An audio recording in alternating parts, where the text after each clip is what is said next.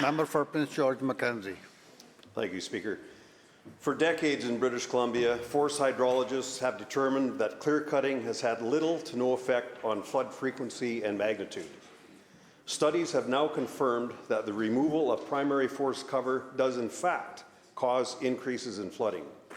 Civil engineer Yunus Alila obtained his Bachelor of Science, Master's of Science, and PhD from the Civil and Environmental Engineering Department at the University of Ottawa. Prior to becoming a professor with the UBC Department of Forest Resource Management in 1996, he worked as a project engineer for the Greater Vancouver Regional District. Upon taking up his duties teaching forest hydrology and watershed management at UBC, Professor Alila immediately observed that forest hydrology research was using a unique approach, one that was not used or even taught in engineering and general hydrology. This approach piqued his curiosity and led to extensive research comparing the two approaches.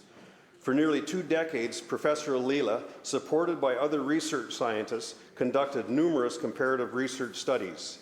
They reviewed decades of hydrological studies and found, without exception, that this unorthodox assessment design severely and consistently underestimated the impacts to flooding caused by the loss of the forest canopy.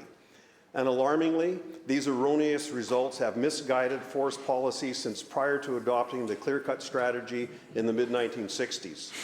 This research also concluded that it takes 80 years in the southern interior for a conifer tree to grow to a sufficient height to protect the forest floor from the sun's radiation causing the rapid snowmelt. It would take 100 years or more in the northern interior and higher elevations. This suggests that none of the 20 million hectares of clear cuts logged over the past 60 years have sufficiently recovered enough to reduce the threat of flooding. Forest hydrology must play a major role in designing the future for our forests.